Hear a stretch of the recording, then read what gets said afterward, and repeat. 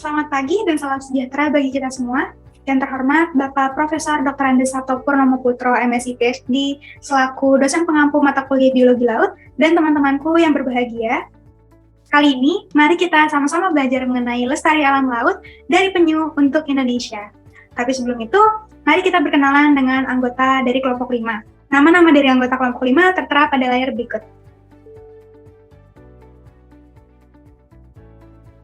Oke, bersama kelompok 5, mari kita belajar mengenai peran penyu untuk laut Indonesia. Kalau membahas mengenai penyu, kita pasti terpikirkan mengenai tukik-tukik di pantai Bali atau penyu-penyu yang berenang bebas di lautan. Tapi, lebih dari sekedar itu, penyu memiliki peran yang sangat penting untuk ekosistem laut. Penyu sendiri merupakan hewan laut yang dikarakteristikan dengan 4 kaki yang berbentuk seperti sirip, 2 di depan dan 2 di belakang, dan tubuhnya tertutupi oleh tempurung yang keras. Tempurung yang atas namanya karapas, dia akan menutupi dan melindungi bagian punggung penyu, sementara tempurung bagian bawah namanya adalah plastron, yang akan menutupi dan melindungi bagian abdomen atau perutnya. Penyu sendiri diklasifikasikan dalam kingdom Animalia, ordo Testudine, dan famili Selonidae. Untuk spesiesnya pasti sangat beragam.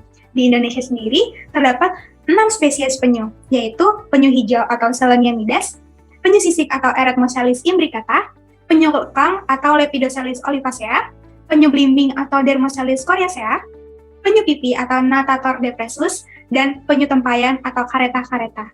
Masing-masing memiliki karakternya yang sangat unik.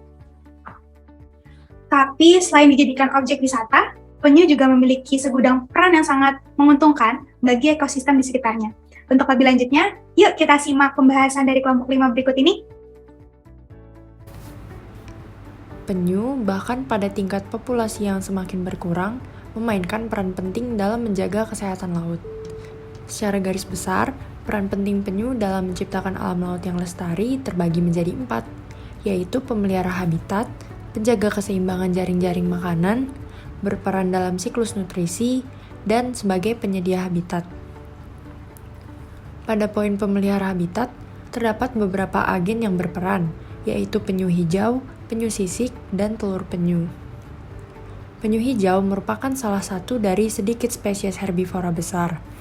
Dampaknya pada ekosistem padang lamun adalah dengan memakan lamun dan membantu menjaga kesehatan padang lamun. Ketika penyu hijau merumput, mereka meningkatkan produktivitas dan kandungan nutrisi helai daun lamun. Selain itu, penyu sisik dilengkapi dengan mulut seperti paruh untuk mencari makan dengan menghilangkan spons dari terumbu. Hal ini memungkinkan spesies lain seperti karang untuk berkoloni dan tumbuh serta mengubah komposisi spesies dan distribusi spons di ekosistem terumbu karang.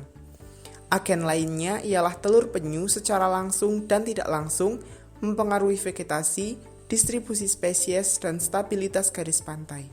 Di ekosistem bukit pasir, nutrisi terbatas seperti nitrogen, fosfor, dan kalium sebagian disediakan oleh telur penyu yang belum menetas, sehingga membantu menstabilkan ekosistem dan karenanya menjadi habitat sarang mereka sendiri.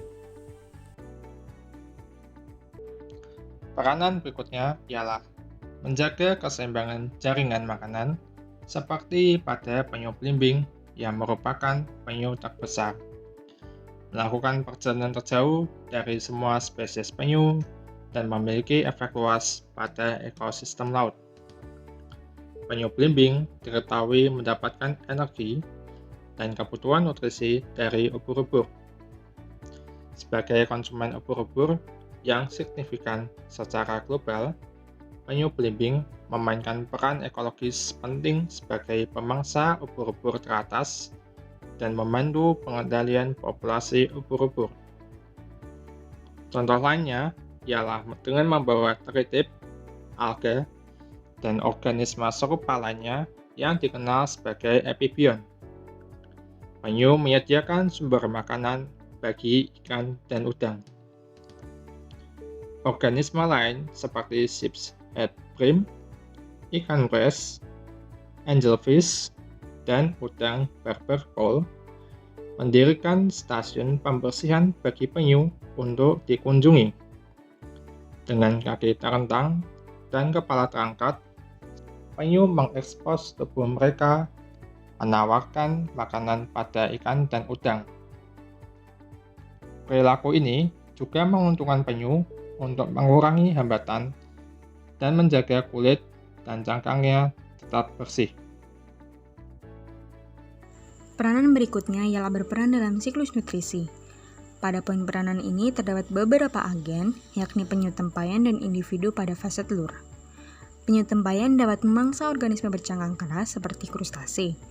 Dengan memecah cangkang saat mencari makan, penyu tempayan meningkatkan tingkat daur ulang nutrisi di ekosistem dasar laut atau bentik. Penyu tempayan juga menemukan mangsa dengan membersihkan pasir atau mengekspos makanan mereka berikutnya.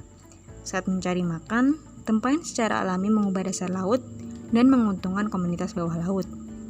Selanjutnya ialah individu penyu pada fase telur. Telur penyu memiliki 4 kemungkinan nasib, masing-masing dengan jalur energinya sendiri.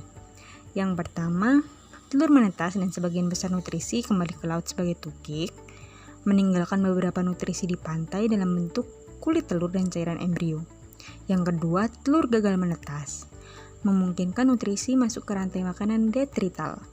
Yang ketiga, telur dikonsumsi oleh predator, atau yang keempat, telur ditembus oleh akar, memungkinkan tanaman menyerap nutrisi. Selain itu, munculnya tukik membawa materi telur dan organisme dari sarang ke permukaan. Proses ini membantu menyebarkan nutrisi ke organisme kecil di pasir pantai. Peranan yang terakhir ialah penyedia habitat dengan banyaknya organisme laut yang mengandalkan penyu sebagai tempat tinggal.